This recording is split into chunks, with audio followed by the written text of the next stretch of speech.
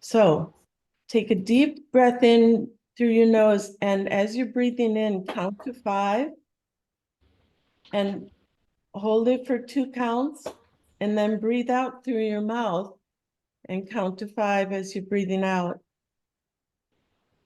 And the next time you breathe in, put your hand on your belly and feel it fill with air as you breathe in to the count of 5.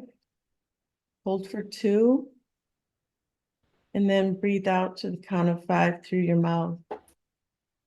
And I learned that while you're breathing, I'll tell you some things that breathing deep like that supports your posture. It improves your digestion because it increases the blood flow. It increases immunity and energy. It can lower blood pressure. It can decrease stress, and it increases calmness. And then relax your shoulders and maybe flex your hands in and out. Okay. And we'll just enjoy today's class. I went ahead and taped off my border ahead of time. If you want to do that, but you don't have to do that. And I'm going to switch over to you, Sheila. I'll stop share. And you can go ahead and start.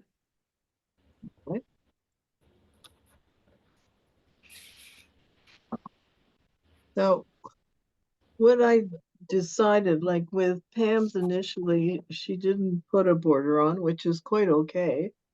I decided to put a border on because it gives me more freedom. I mean, in the sense that if I wanted to crop this or I wanted to put it in a frame, but disaster hit when I took the tape off. So I don't know if there's any magical secret. Maybe I left it wrong, because with the masking tape, if you put it on and do whatever and then take it off, I think it comes off a little bit easier. So I'm decided I'm going to do the masking. I've got like a firm board. I've taped down 3 sides, and I'm going to do the 4th side. You decide whether you want a border or not.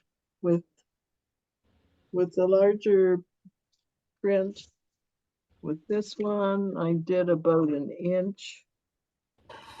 No, 3/4 of an inch. And with this one, this is 6 by 8. I did like a 1/2 inch. And so this is just an example of one that I've done that's 6 by 8. So you can decide whatever size you want to work with. So we'll go through the process of the taping, and then Pam will talk about the coloring, in the background. I mean, an option is to do kind of a reverse where you have like darker background and tape that, and then,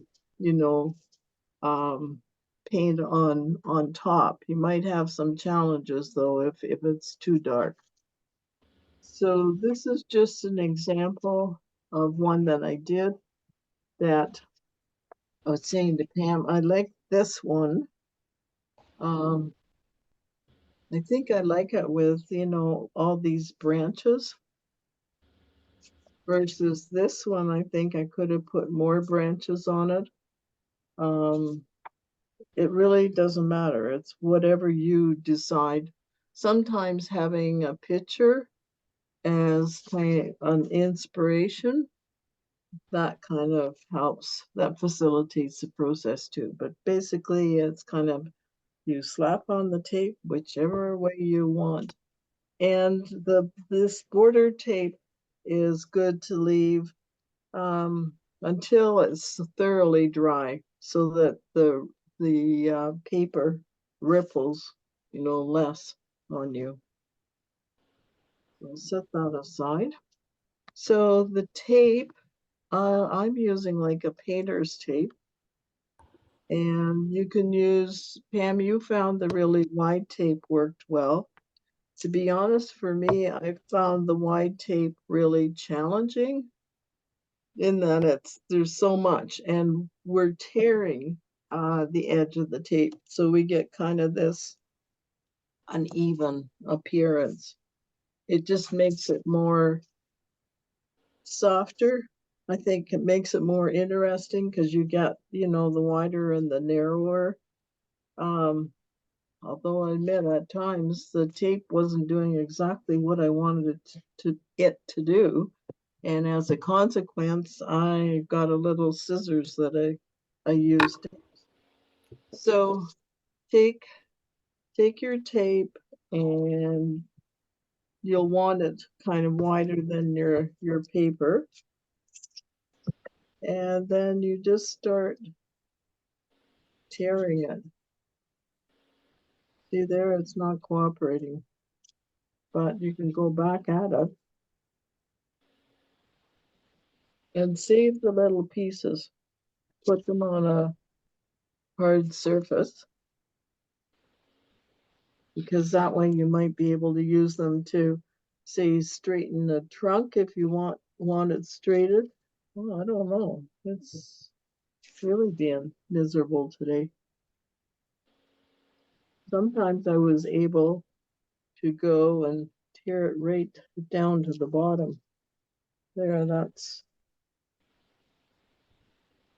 so just stick those pieces aside and handy later. And decide, you want to vary the width of the trunk, if you want. You get better contrast that way, by having, say, a thicker trunk, skinny trunk, and in between trunk. It's up to you though. And you'll decide where. Oh, this one's really cooperating. That's wonderful. Sheila, Sometimes, yeah, this is Judy. yes, When we go into other steps, will there be an opportunity or a way that if we have a really straight line from the edge of the tape that we can kind of work that so it doesn't look so straight? Or should we be yeah. tearing both sides to get the effect?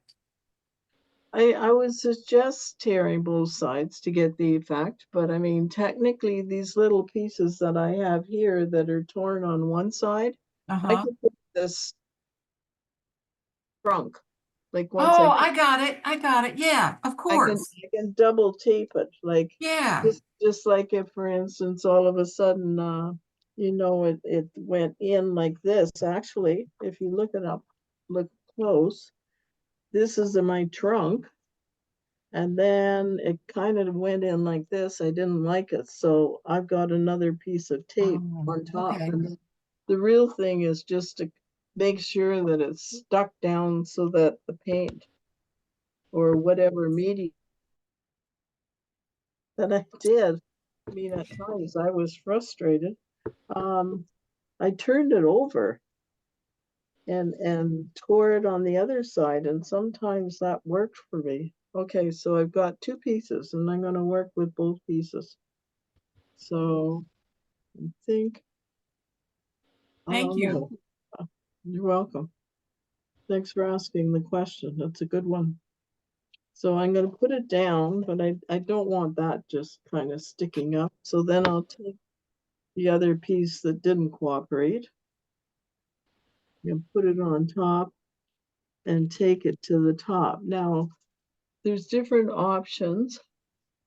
You'll notice with this one, I go from top to the bottom, side to side. This one, I thought it might be interesting if I staggered the base of the trunk, so to give even more depth than that one, but it's not necessary. And then I added, shading here to give the impression that that it's further away and gives more perspective. It's whatever you want to do. I mean, I'm not unhappy with how, this one will look. And I went from one edge to the other, which I must admit I found a little bit easier than doing the staggering, but you can do a combination. So just make sure you put it down, and then of course cut it off and save every little scrap paper, on your desk, because you'll be using that later. So then I think I want, and we won't necessarily do it straight up and down. I don't know whether I can get this off, just to show. See, if you take it off right away, it really cooperates. Straight up and down makes it less kind of realistic. I'm gonna put it on an angle like that. And none of my pieces of paper, I just usually take a strip that's a little bit bigger than my frame.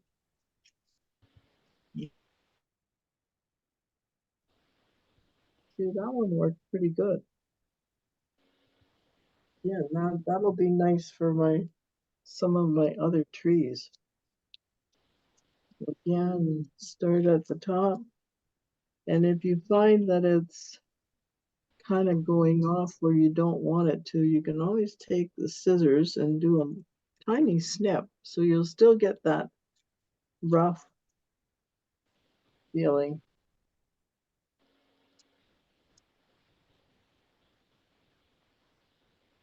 Okay, so usually with the trees, the bigger parts and the base. So I'm just gonna, that one's fairly narrow, so I'm just gonna put it here. I think I'm gonna put like a larger one maybe here and a larger one here, and then just do smaller ones. So how's it going with tearing the tape? Is it cooperating for everybody?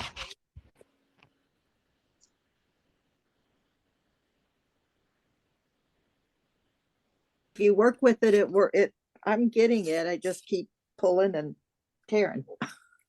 Mm-hmm. Yeah, exactly. So this piece I think is almost, but I don't think I like this big thing here.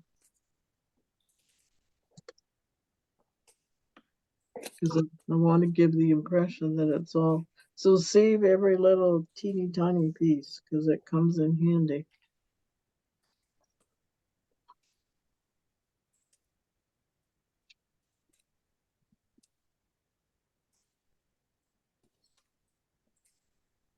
And then go back to the strips, the other strips that you have.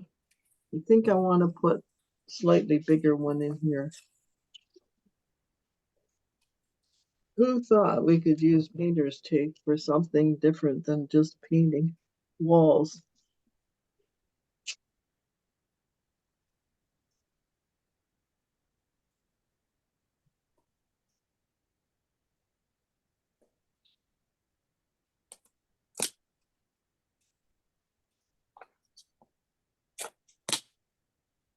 Yeah, that's what it sometimes does, is kind of veers off.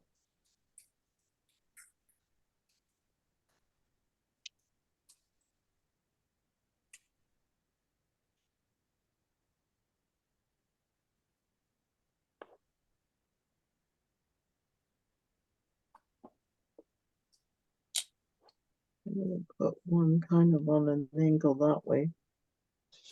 I like the way that kind of goes out. 'Cause it, could be like branches are gonna go off of that.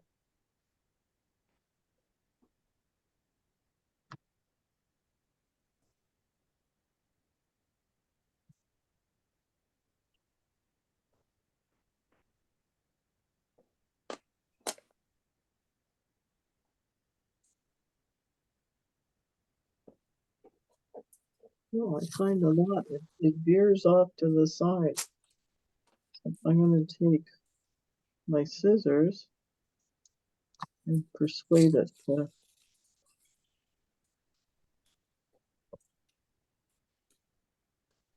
I mean, there's no reason why you couldn't do a really wonky forest, where you got thick and thin. I mean, depending on the tangles, depending on the colors, that could be rather attractive.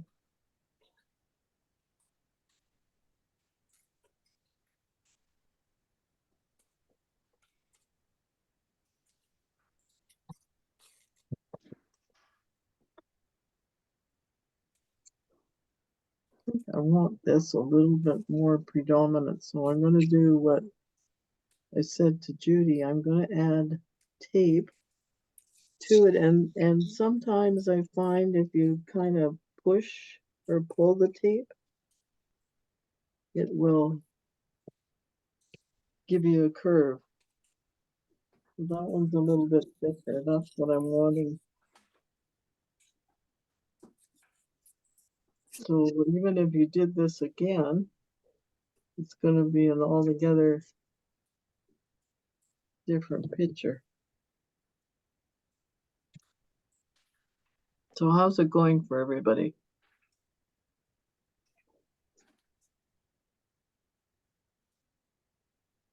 Can you show your finished one again, that green taped one?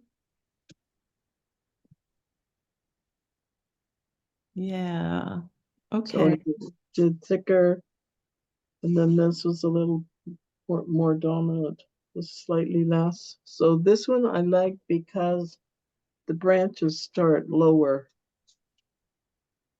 Yeah, thank you.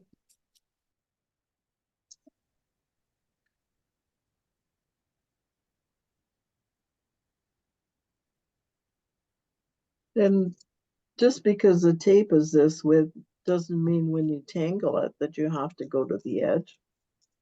I mean, you can actually have more control, over, put that a little bit out. Like, I mean, sure, this will be white, but there's nothing that says that you gotta go tangle from edge to edge to edge. And I don't like how it looks like it's kind of broken there. So I'm going to use one of those pieces of tape that I had from one of my other tears.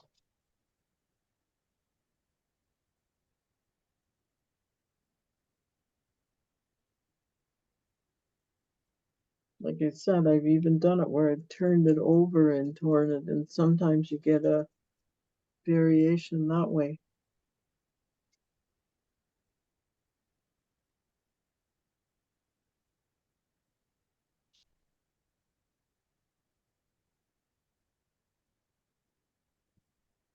And you can put them at angles, or if you want, I mean, you can put them straight up and down. I mean, I've seen trees that look like that.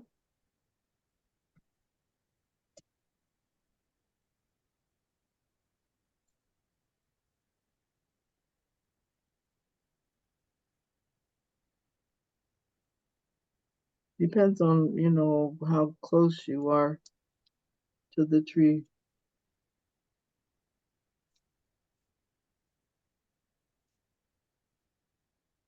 Ooh, yay! That one totally cooperated.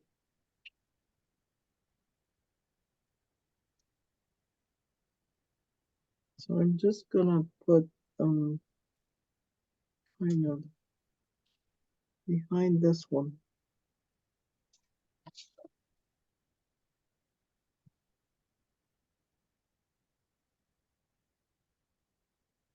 Now I want one that's gonna go off like that. Do you think I'll get another one that'll cooperate? I don't know.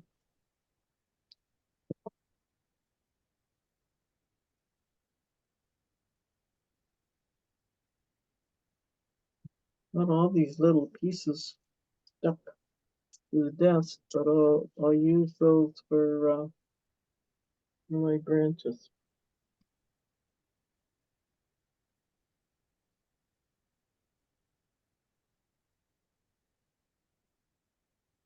Don't think there's any perfect technique.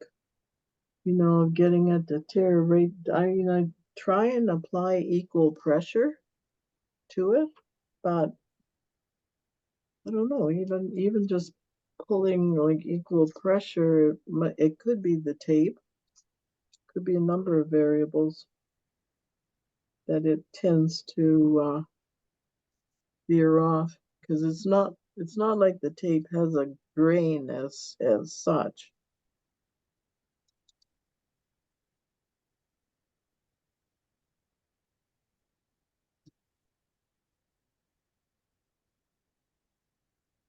Oh, not cooperating.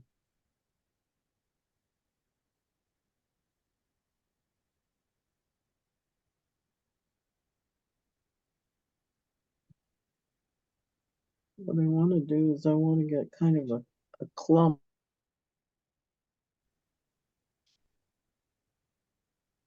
I forget what my friend says. Birches, tend to grow in a clump as opposed to singly, if that's what you want to convey. But it could be other types of trees too.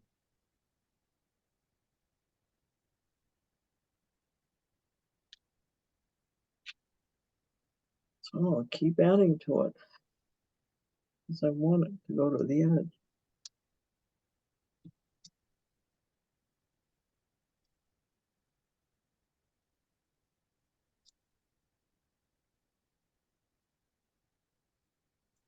Another option would be if you wanted, like you could do it, you can add color in installments. Like you could put the tape on and add color and then put more tape on if you wanted to get like a variation or more than, more depth. I think that would add more depth.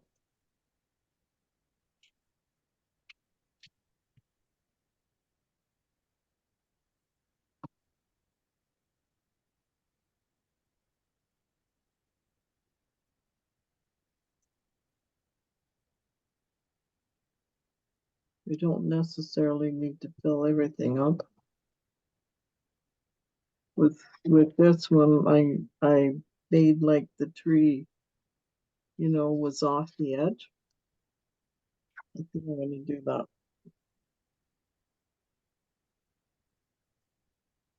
So in that case, you can use one that's straight.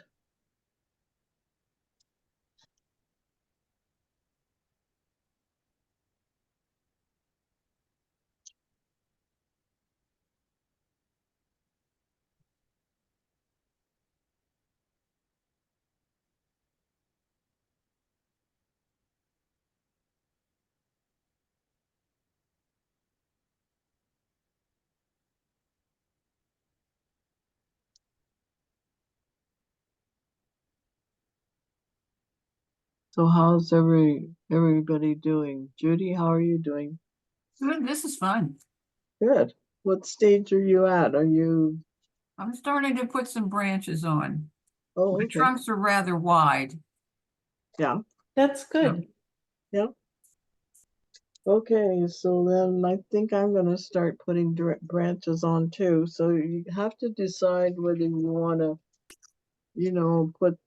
have the branches lower. With this one, I think I put more little branches because this, to me, I don't know whether it's the tangles, it feels so geometric, so kind of rigid. This one, I put, I guess maybe about what, 2/3 up, I started it. And this one, well, that one I'd say about 1/3, but a lot of them are, from here up. So again, this is where you can kind of take your tape and you can kind of try and persuade it, because a branch is never 100% straight. And again, that's where you have to make sure that the tape is stuck. And you can decide whether you want the branches to go off symmetrically, like the same on each side. Personally, I kind of like the random.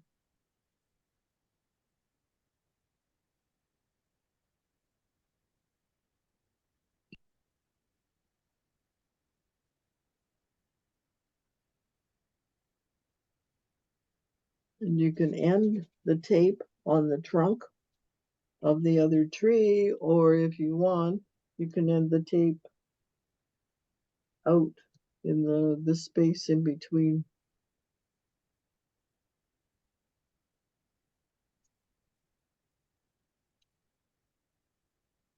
I don't like it when it's, and the tape um, when you try and bend it, you'll get a crease in it, but as long as it's stuck to the bottom, it'll be just fine when you do your coloring.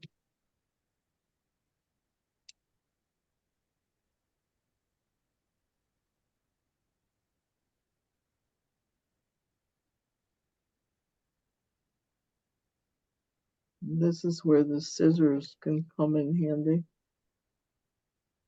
If you want to make the branches a little bit thinner so they don't.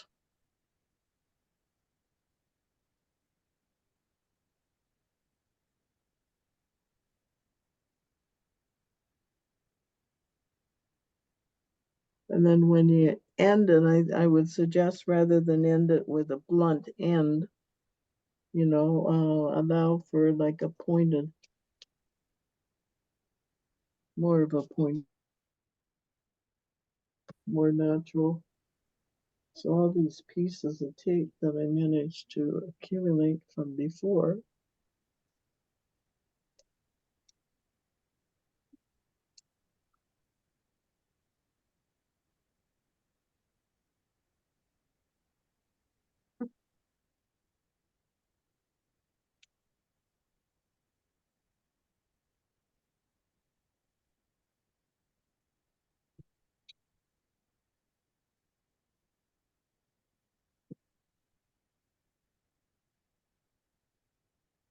like this is one thing that is absolutely random.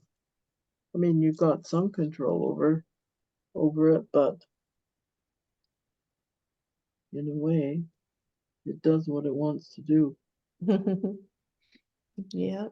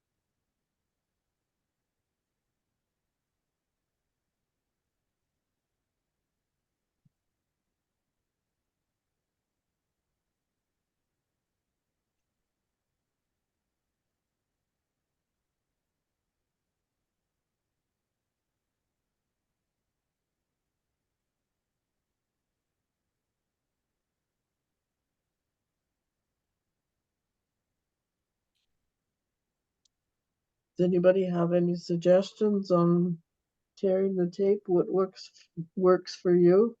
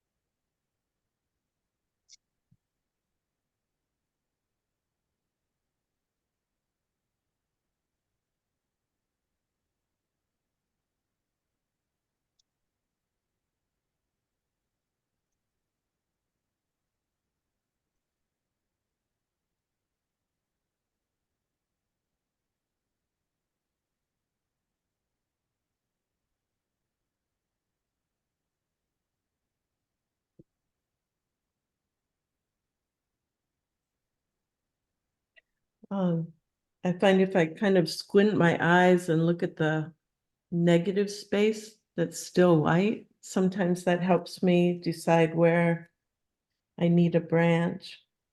Oh, good point.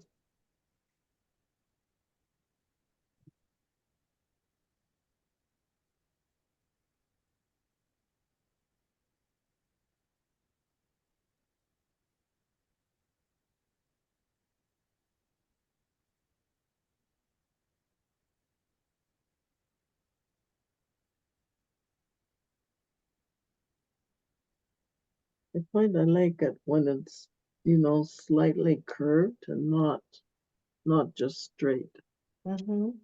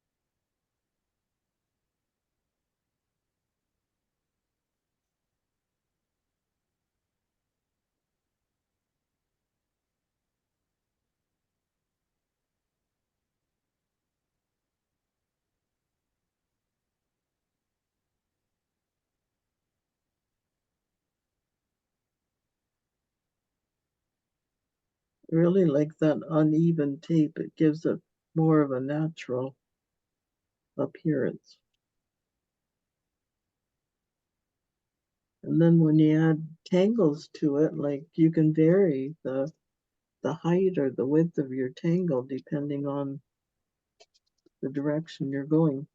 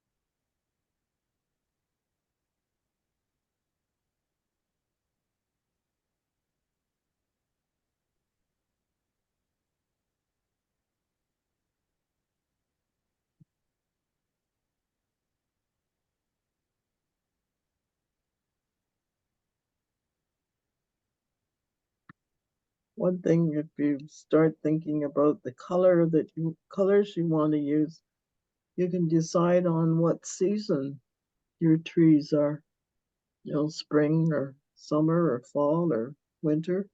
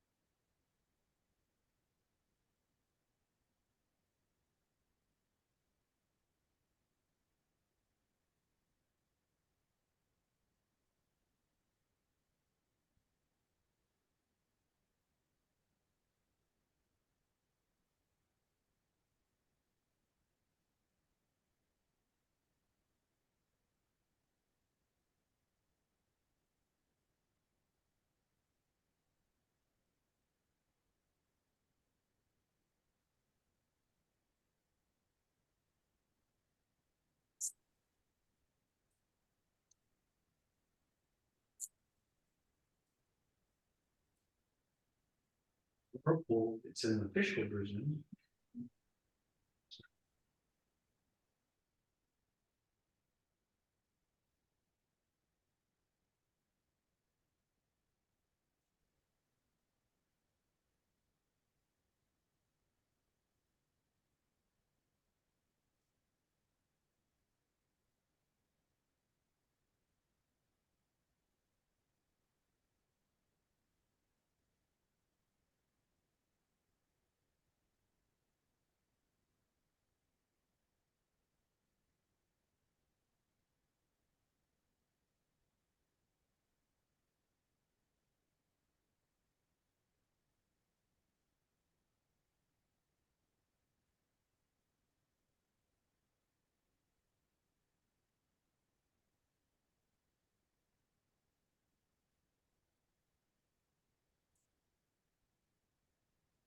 Find all those little strips that I got when I was tearing the tape initially come in handy for the branches.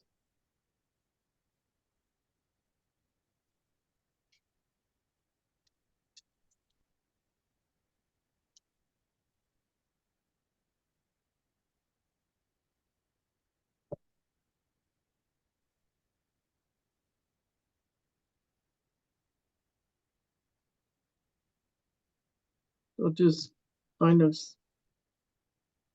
set it up and look at it from a distance to get a sense whether you want to add anything or leave it as it is.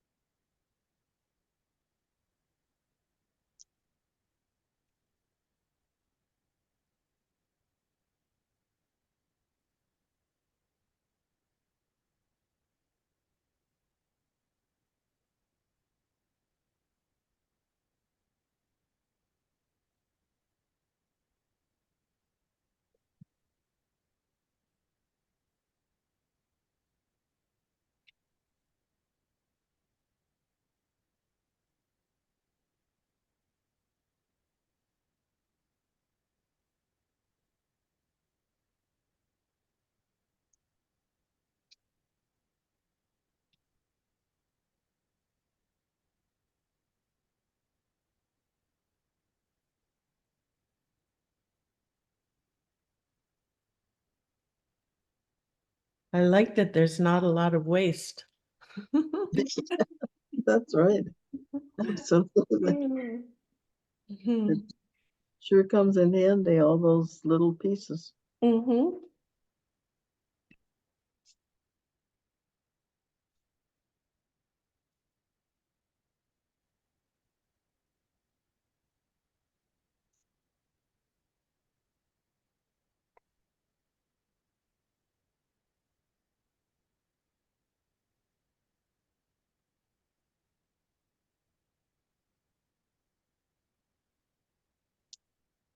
And if you put a tape on that you think is the branch is too thick, then just pull it off and then cut it to the size that you want. Like I put had a branch here, and then when I looked at it, I thought, nah, looks too thick.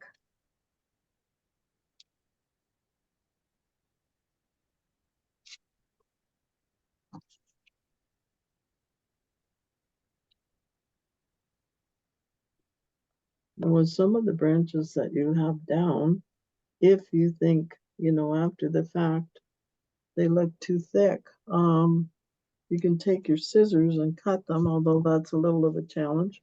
But like this branch I'm looking at and thinking, it's too thick, so I'm gonna just kind of roll the edge of the tape in on top of itself to make it look smaller.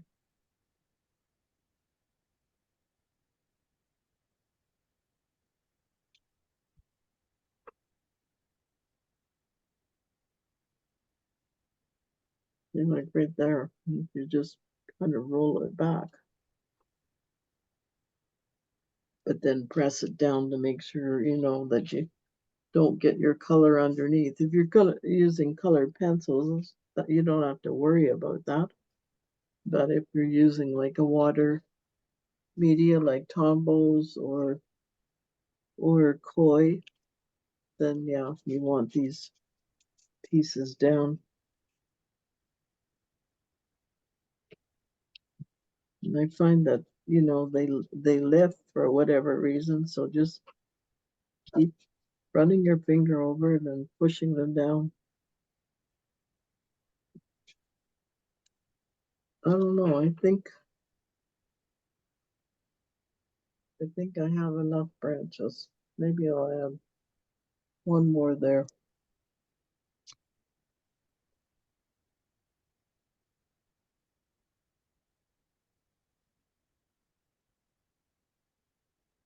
How are you guys doing? Are you getting close to being ready? Okay, Nancy's ready.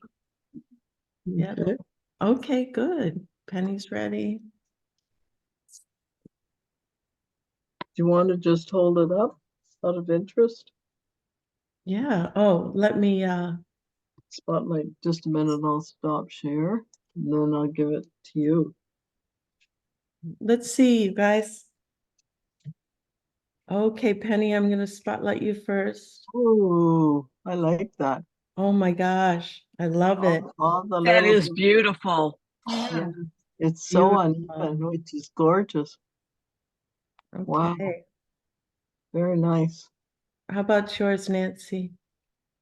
Well, mine is taped to my Oh, desktop, so oh, I don't know it's if you can see it, it looks but- pretty. but Yeah. there it is. Good job. Mm-hmm. And let's see, Judy, I'm going to Oh, Oh, that's lovely. hold on. wow. Oh, I can't get it to. That's dramatic. Yes. Oh, it I looks Oh, like it that. is. Yeah, my tape is fighting me. Yeah, that's Uh-huh. right. looking good. And did we see Nancy? I Yeah. turned it Oh, upside down and found some straight places I hadn't fixed. Oh, that's a good idea. Good idea. Yeah, that's a great idea. Turn it upside down. yeah, good point.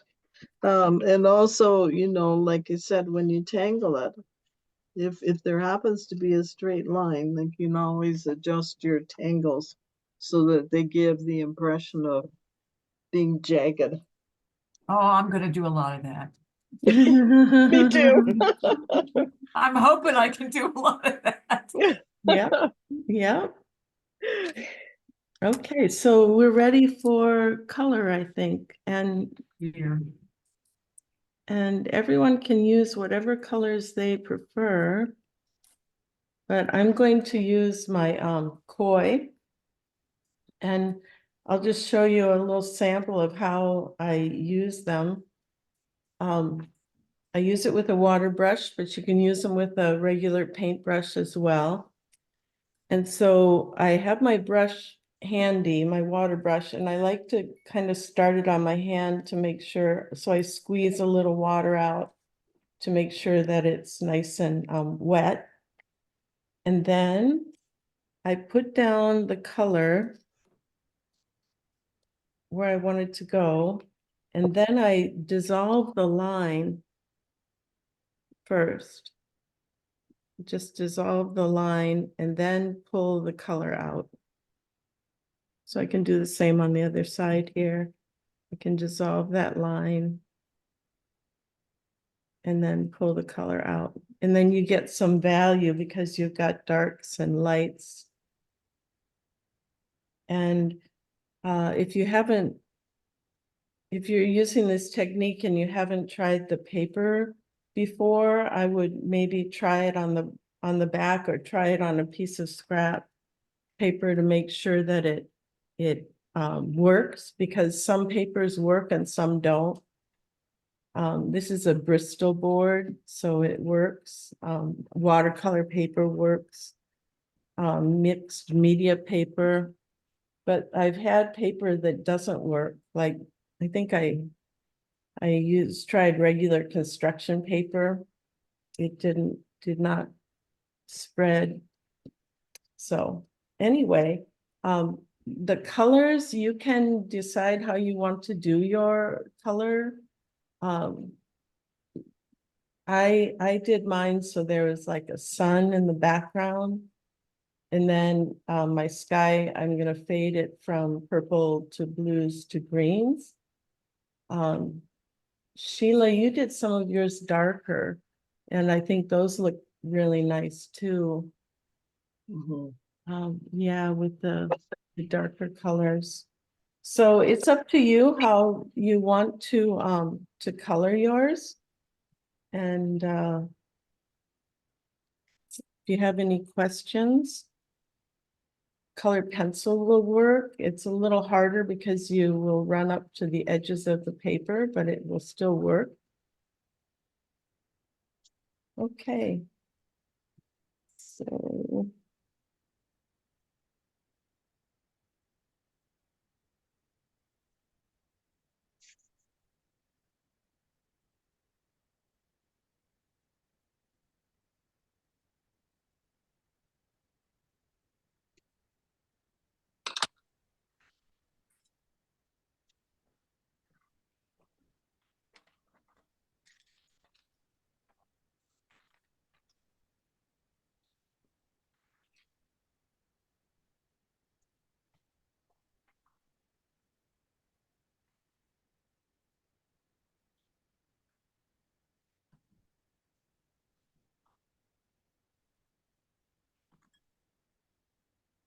I'm not changing the color on my brush because I'm blending them. But if you wanted to change the color on your brush, you just would run it over a piece of paper towel while squeezing the water out. And then the color comes out of the brush.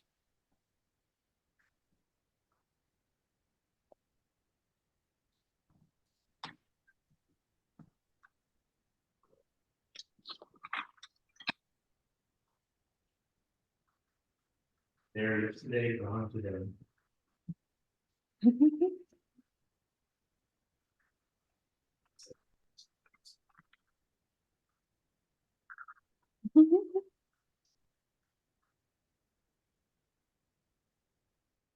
My husband didn't know that I was unmuted. Oh,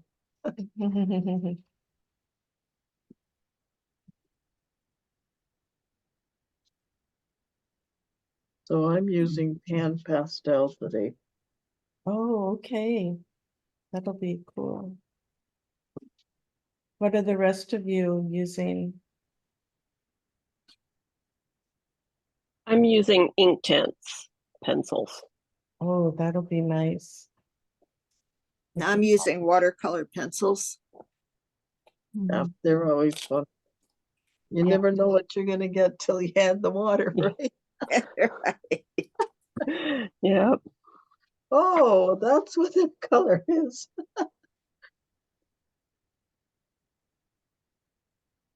Mm-hmm. That's why you always do a sampler, right?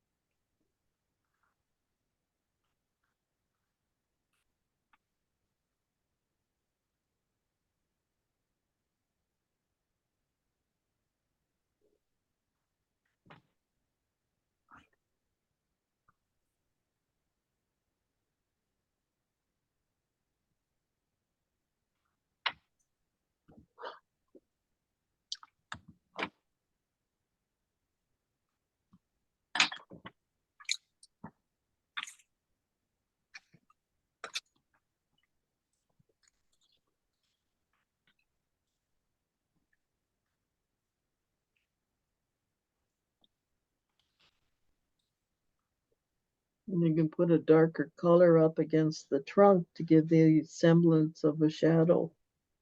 Ooh,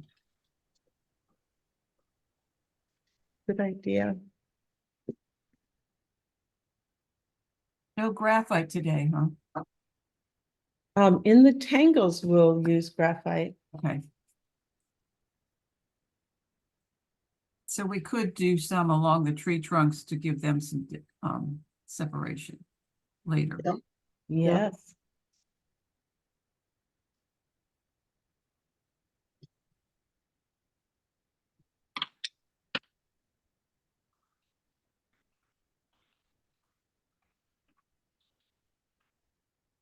I mean, you can even, like, when you put your tangles on, because the pen is water resistant, I mean, you can always go back and add more color if you want.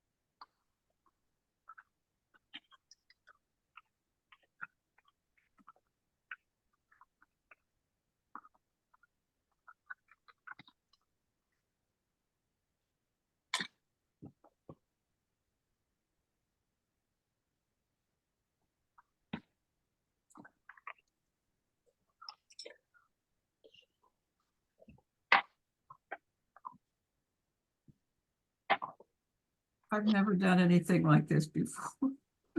Me either. That's Uh-huh. great. Yeah. It's beyond my comfort zone, but I'm keeping at it.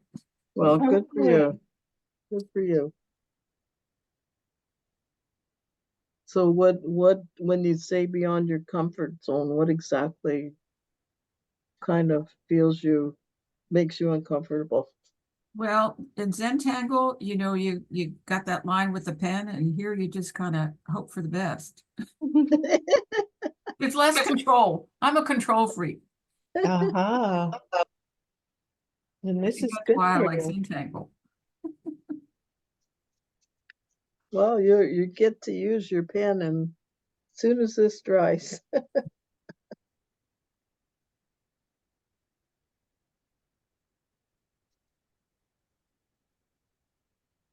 But like I said, you can use colors that, relate to spring or autumn or fall, winter. So there's a lot of variable things that you can do with it. I think my son is starting to look like it's having a bad hair day.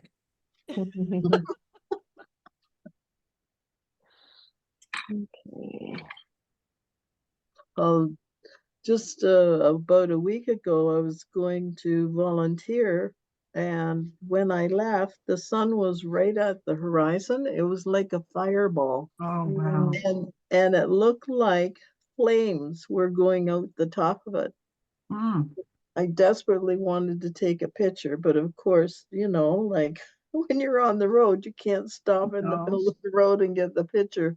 So by the time I finally could stop, it had spread more across, along the horizon. It was still beautiful, but I've never seen anything. It was like a round red ball with this Mm, flames going out of the top. wow. Sounds beautiful. Oh, it was breathtaking. One of those moments that you get Hmm. once in a long while.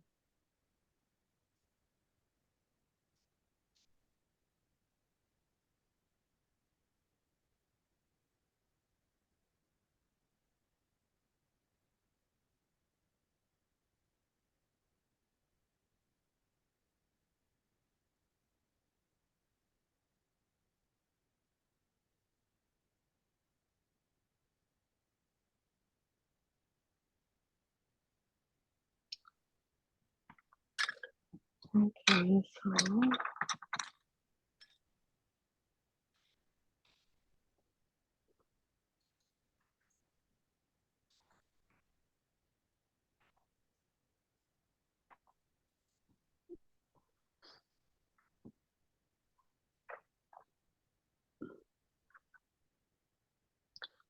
Yeah, it's gonna be a surprise when we lift the tape. Most definitely. Hmm. I'm Big sure it will. reveal. Big reveal.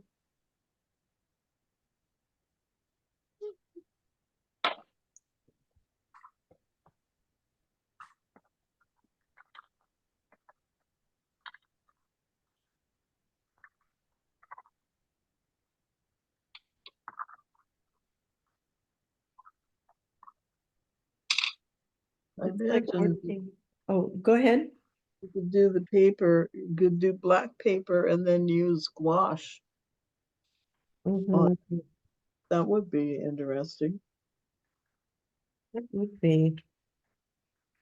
I was thinking it's a lot like alcohol inks where you don't have much control. It Oh, I just, love those. oh, you do. You don't have a lot of control over them. I know. That was before Zentangle. Ah. Yeah.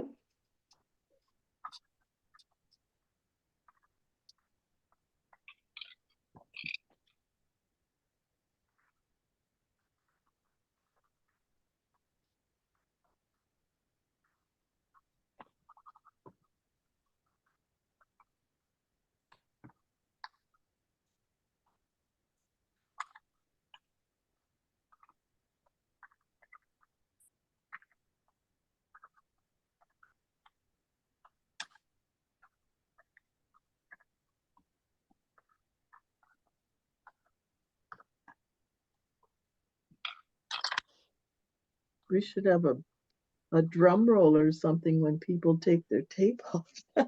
Yes.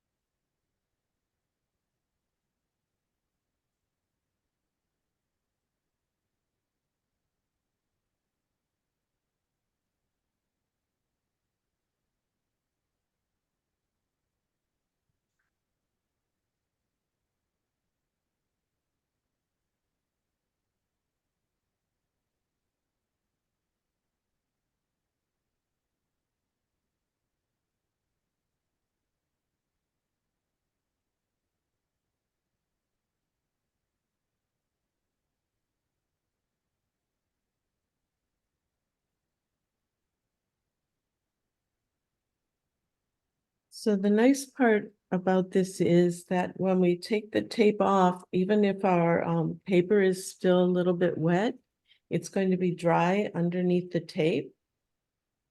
So we'll be able to tangle right away.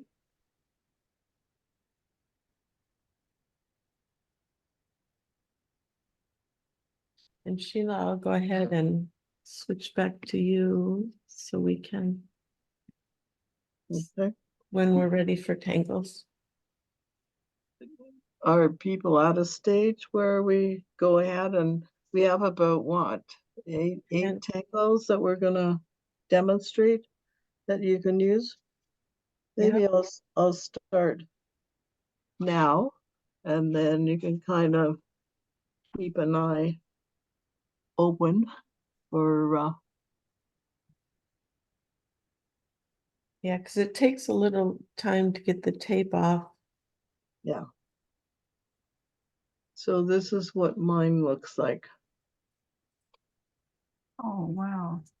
with this is pan pastel, like the pastel, instead of being in a pencil or whatever, it comes in like pans. And there's all different colors that you can get. I think on screen I'm gonna add maybe a little bit more purple here.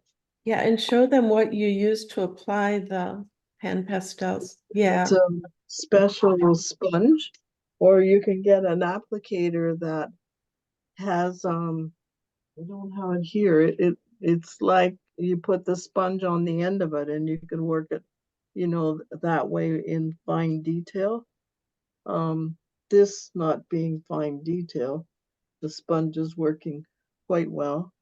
So initially I added, some of the royal blue, and then I added a bit of turquoise, and then I thought, oh, I added the purple next, in it, and then I added the dark navy kind of at the bottom and along the trunk to give a little bit more shadows on it. And then when I'm done, I just usually you dedicate one sponge to one color, but I just wipe it off so that if I did happen to use it on another color, it wouldn't wreck the color. But usually and then you can, these sponges, they're special sponges. I've tried cosmetic sponges and they're too, what's the word? Too fine, and I guess the word is dense. They just don't take the pastel, quite as well. So I can always go back. What I'll do, because this is like a powder, I'm going to use a fixative on it so that it doesn't, you know, and personally I use like a glove on the hand that I'm moving my work around, because the oil from your finger will go on your paper and then you get this lovely fingerprint that you don't want. So I always wear like a glove on my non-dominant hand. So that's pan pastel. It's lots of fun too. So what I'll do is I will start, I'll show you, let's see in my picture. I'll show you Zebra, which is this one. This one is by Laura Harms and Margaret Bremner. So it's a really dramatic, dominant tangle. So like even in choosing the tangles, it's a challenge, when you're working on it, like what do you want to be, front stage center, a star. And then I will show you this one, 3 and 3. Actually, it's one by Maria, and I guess I didn't know this, but my impression is that it's been around a long time, and she did it on one of those tangle illustrations. So I'll show you that one. The Zigoli, this one here, is by Deb Boyer. That's kind of a neat one. And then this one is, I'll show you this one, Surf's Up. So you can get, variations. and then I have 5 tangles as well, so you may want to, you can wait on it, you could practice them on the side, or you can just go ahead right on to your work. Okay, this is Zedbra. Zedbra.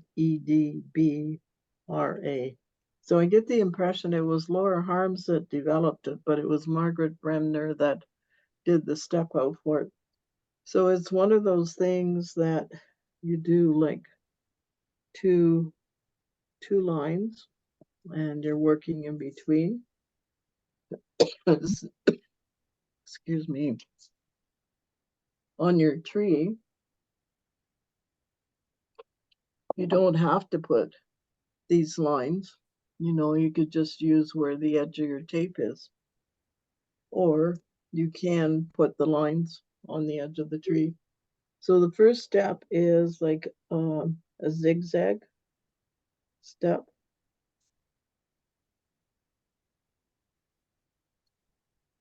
And personally, I find that I can get a more zigzag, better proportions by drawing one at a time as opposed to going like this. So the one side has 3 and the other 2. So what you do is you make like a wedge. Everybody see that? And you make 3 wedges. One in the center and one you use the line. Excuse me, can you, move in more, make what you're drawing a little bigger? Oh, that's much better. Thank you. Perfect. Okay, great. Thanks for your suggestion. So then when you have the wedges, that's when you color them in.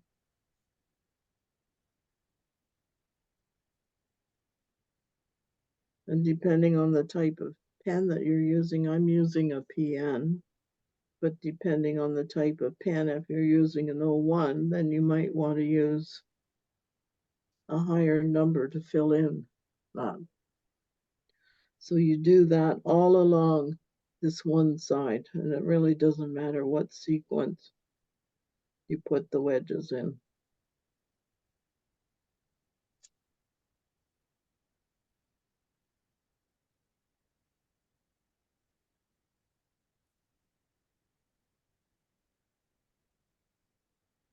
And of course, turn your work so that so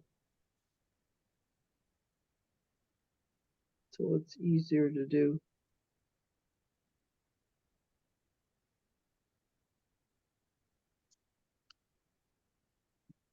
Okay, so you do that all along. Then on the other side, instead of 3 of these, you're doing 2. And the 2 are in this space. So you're doing like 1, 2. And you're spacing them out so that there's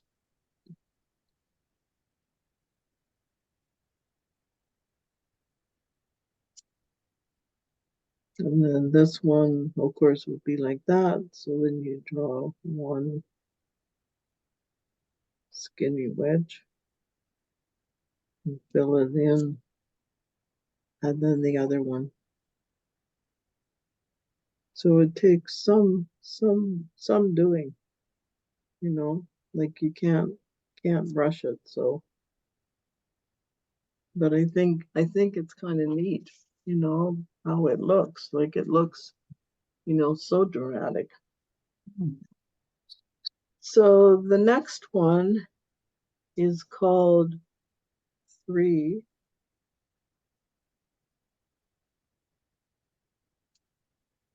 And 3. It's not in the compendium. So again, you're working within a channel, and you can make it different sizes. I mean, generally, this one would be for a more narrow channel.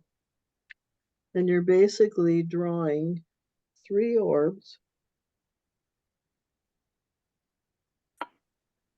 one after the other. And then what you're doing, and I think it would be best to work from the bottom up. So then you're drawing 3 curves. 1, 2, 3. And then you do that on the whole length.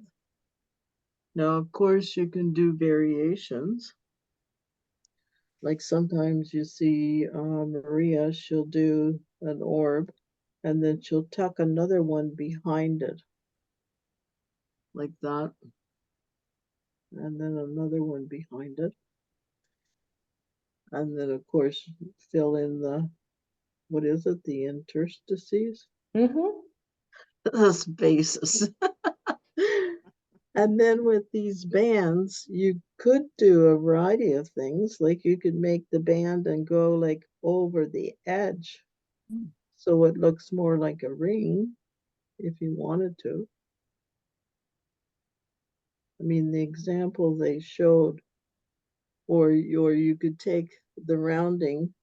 Okay, if you had an orb here, you could take the rounding right to the line and then bring it back in so that you get kind of that feeling like it's tucked on top of the other one. And then that automatically fills in those spaces.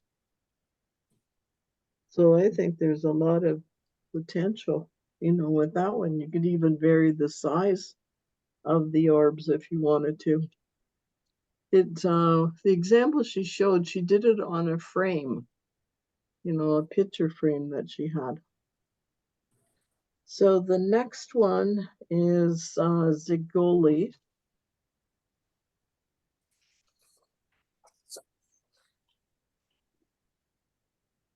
And it's by Deb Boyer.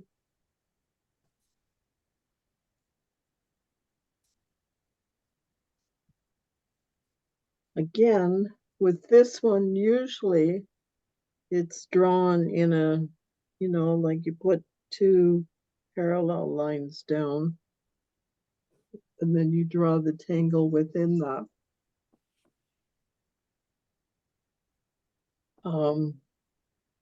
So then again, you do a zigzag.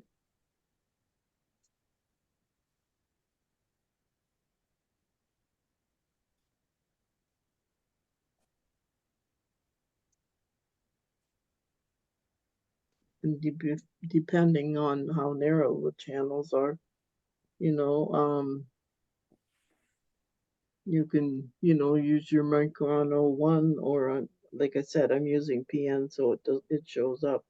Then you put a triangle right inside of it.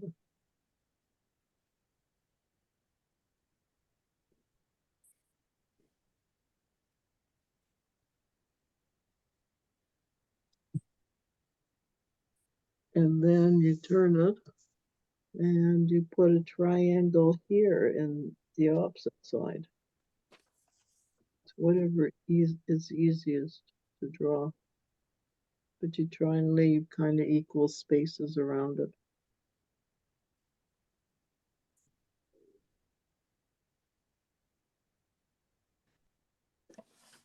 Now this is where the fun starts. I'm going to use my 01 for this. What you do is you kind of do like a C shape. Maybe I'll do a complete one so you can see it when it's done. You do a C shape. Starting at the corner, you do another C shape, and then a third C shape. And then you fill the very center in if you have any. In this case, I don't have. If I made my C shallower, then I would have space there. So C shape, try and make it not quite as high. Make it a little bit more shallow. So then you got a bigger space in the center and you can darken it in. Now, I'm sure another option would be, if you wanted to, is put an orb in the center of it. So if you make it shallow, like a C shape, C shape, C shape, if there's a big enough space, you can make an orb and then just fill in the interstices, with black ink.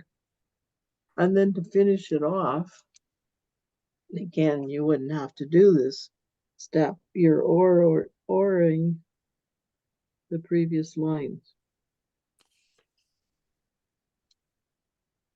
So it gives more of a a border to it. But there's no reason why you have to put 2 lines.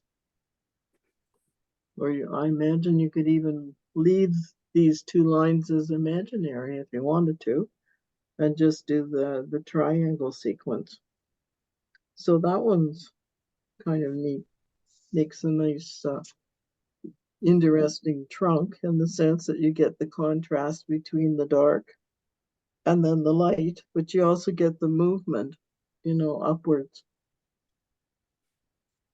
And then the next one is Surfs Up. And this is by Joe in New Zealand. Now, somebody said that they haven't seen postings on her account, for I think several years. So I don't know whether she's, still involved or not, or whether she's just allowing her account to lapse. So again, you're drawing 2 lines. Only this time you're doing an undulating line between the 2. Just like the surf. Up, down, up, down. And again, like you could make it flatter if you want, like I mean further apart, or you could make them closer together. So then what you're wanting to do is give the impression of waves. So this one that goes up, you parallel or you aura that. And you come from the bottom. And you can even put a little curve on the bottom and then aura it and go into the line. Into the string, I guess.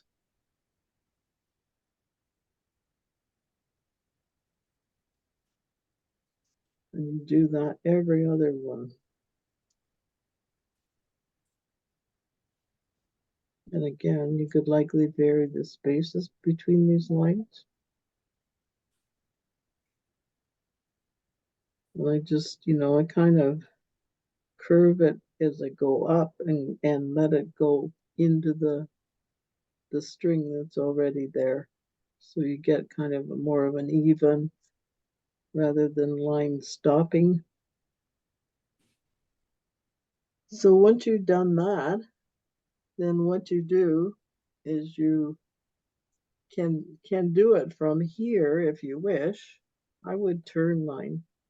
So this one is you're ordering this side of your string, and with this one you're ordering this side. So again, you start, you aura down, and then it's, as you go, you're gradually working your way up. So your lines are getting smaller and smaller. And then here again,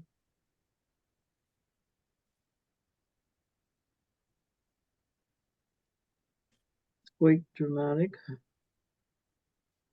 And I did mention about the shading on the other one, but this one, usually they'll shade kind of, on one side, so it gives the impression that it's behind and below.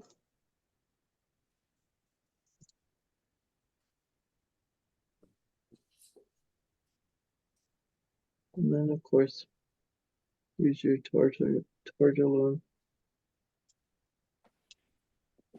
Wanted to, you could even, put some graphite here on this side. So it really gives a nice depth to it. With the shading seems to make it really, really pop. Any questions about those tangles? Okay, Pam, I'll pass it back to you.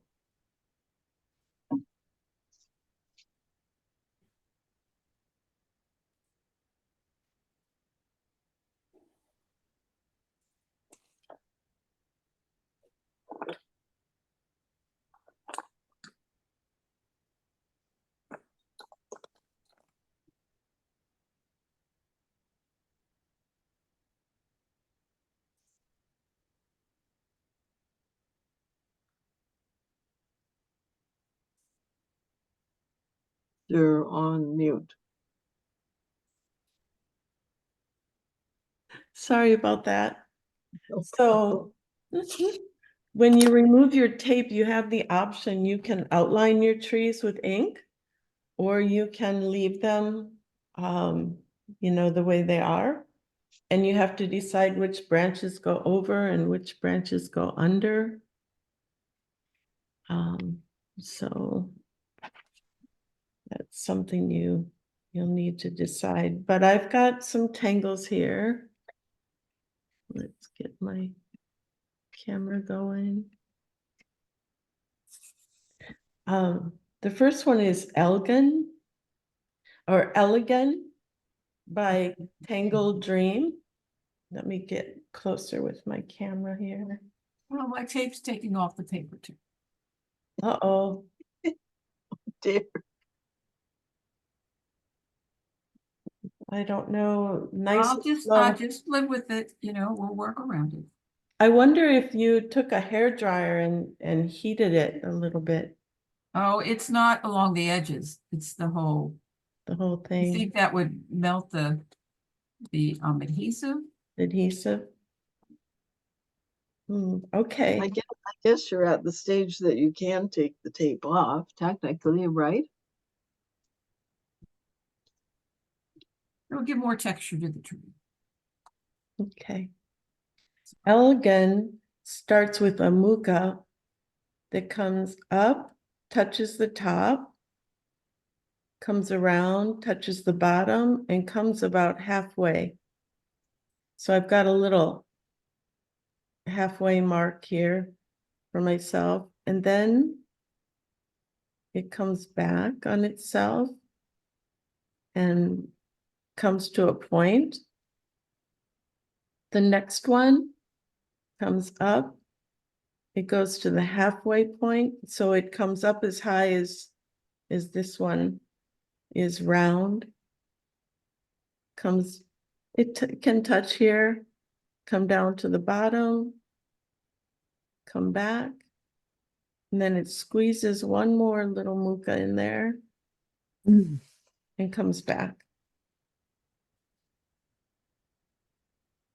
The next one starts up at the top here, and it's going to come the opposite way. So I'm going to start coming around the top. I'm going to come up, touch the top line, come to the center, come back, come to a point. My next one, I'm going to go halfway, touch, come back, and one more squeezed in there.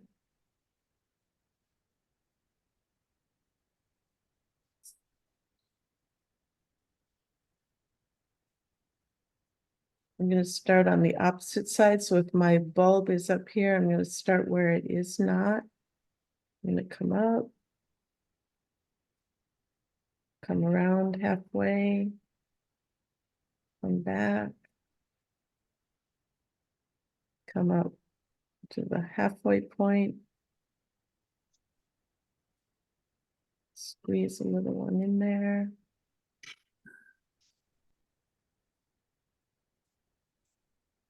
Then the next thing that Elgin has is these kind of fan-like leaves. And they just come into this kind of cone that's left between the two. And it's just a kind of a wave, like udders, as someone said. And then bring little flicks up. And sometimes they'll put a little dot at the end, sometimes not. I've seen it both ways. So that goes in these openings here.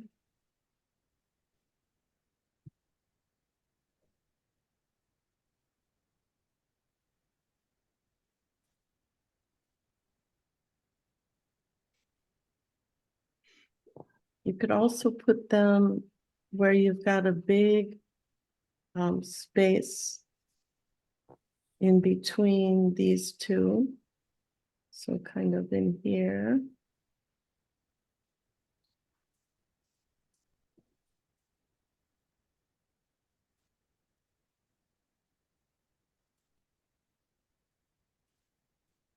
It's a very elegant tangle. And then little orbs, circles, go in these spaces. The little interstices left on the edges.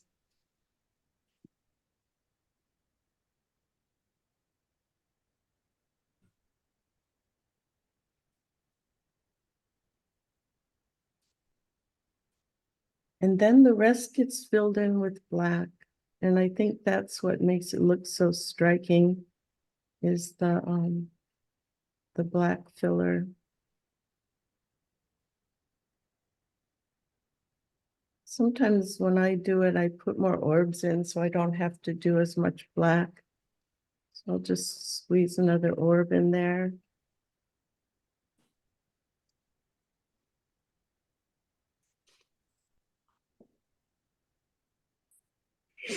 For shading this one, you're going to shade. I didn't have my shading pencil out.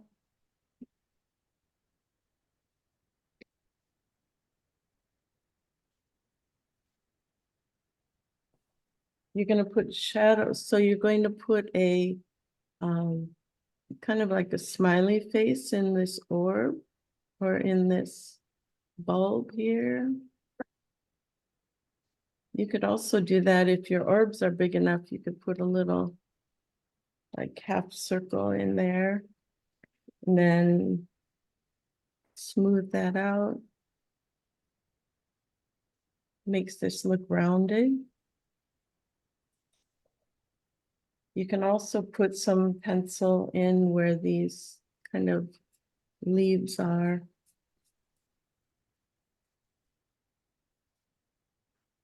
That gives it some drama.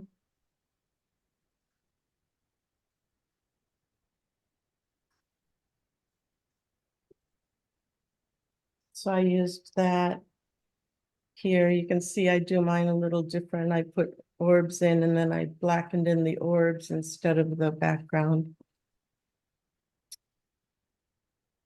The next tangle is Fandango by Vicky Bassett.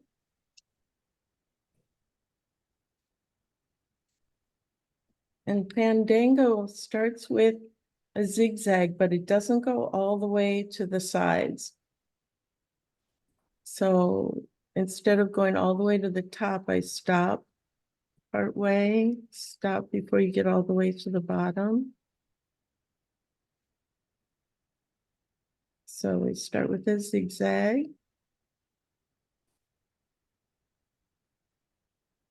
And then we double that. So give it an aura.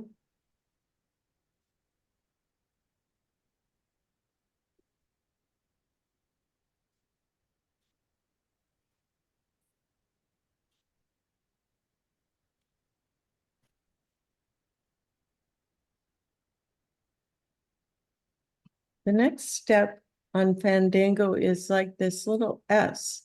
It goes over and it stops. So it comes like from underneath one. From underneath one, it goes over one and stops. And I like to go ahead and double that right away. Give it an aura and then darken or ink it in.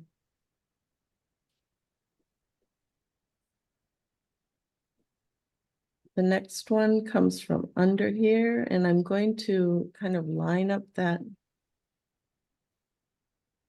line. I'm going to go over one and stop. Under, over one and stop. I find if I ink it in right away, I don't get confused. So I'm going to come under, over one.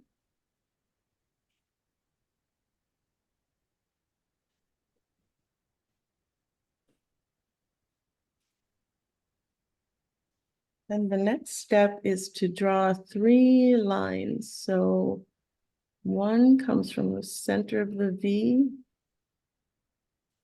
And it's the longest one, about as high as the zigzag.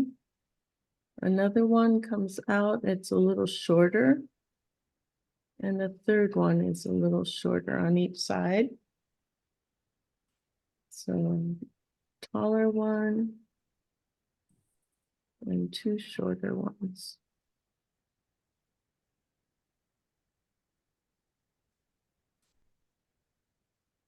And then these get rounded. So I'm going to round to the V.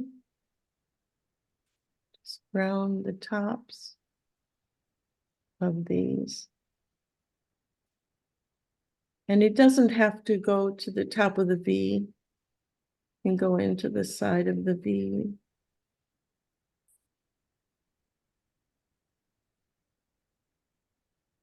Round the top. And then for shading, I'm going to shade below this dark inked in S and then above this inked S. So above and below.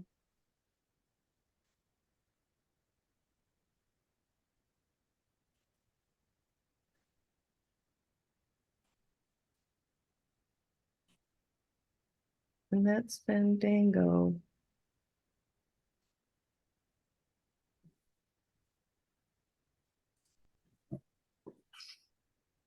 Okay. Shattuck. I think most of you know Shattuck, but I'll just give you an idea of how I do it. There's a couple different ways to do it. Usually there's a double line on each side. And an end. So I start in the corner and try to make my lines even and go to the end up here.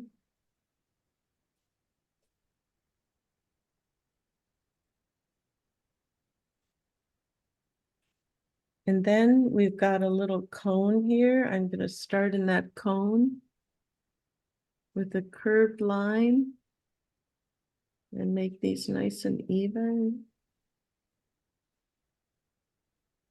If I weren't on camera, I would probably turn it so it's easier to draw.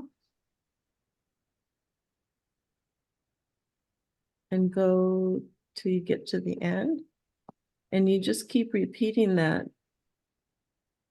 Now there's another way you can do that.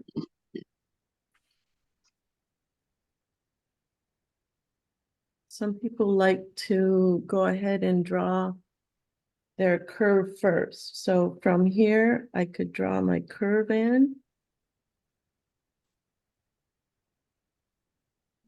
And then do my spaces.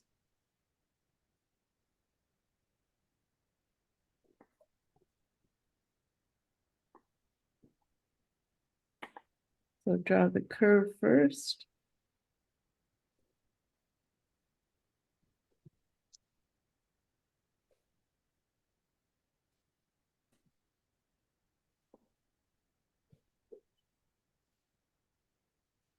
And for shading Shattuck, we're going to shade where it looks like it overlaps.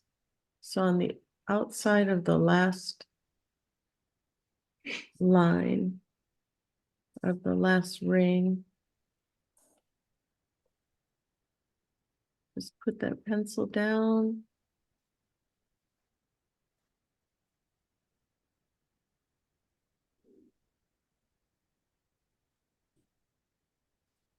You could also shade the top and the bottom.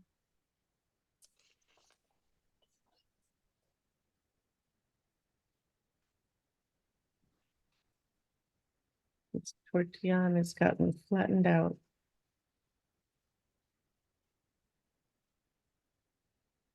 You could also shade along the top and along the bottom. of this one. Okay. Barber Pole by Suzanne McNeil. The way that I do this one is start with my outside lines.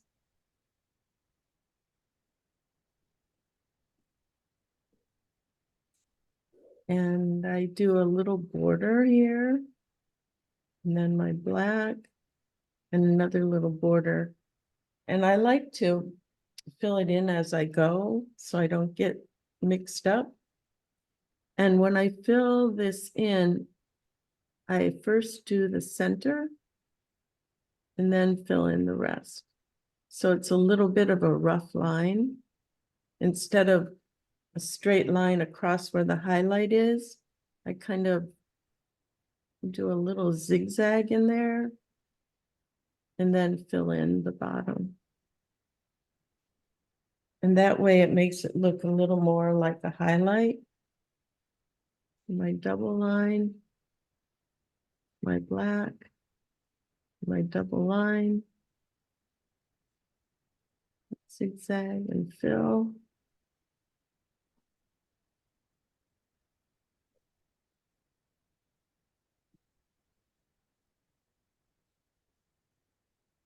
And for shading this, I'm just going to shade along the top and the bottom.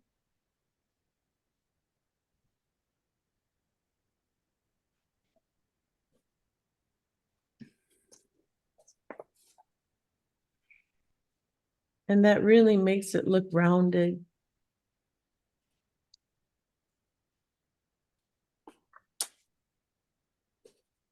Let's see, the last one I have is E-Mingle. E-Mingle by Sandy Bartholomew.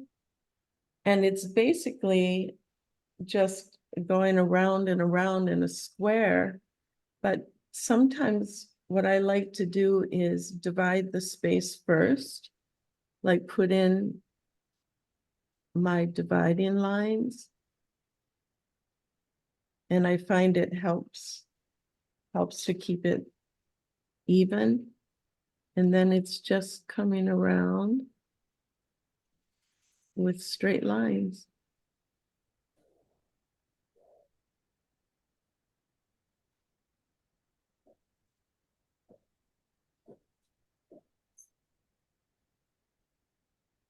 So I know we don't have much time to fill in your patterns, but we do have 10 minutes.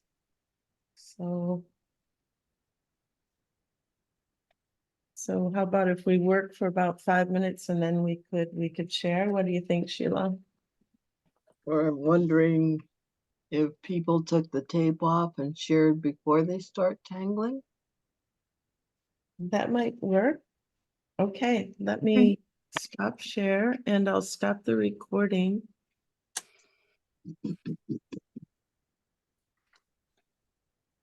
I did go into the hair dryer and that helped. Oh, good. Yeah. good. Oh, So I gotta remember to do that when I take off the border. Good. Thanks for the tip. Oh, Okay, Nancy's stop pretty. recording.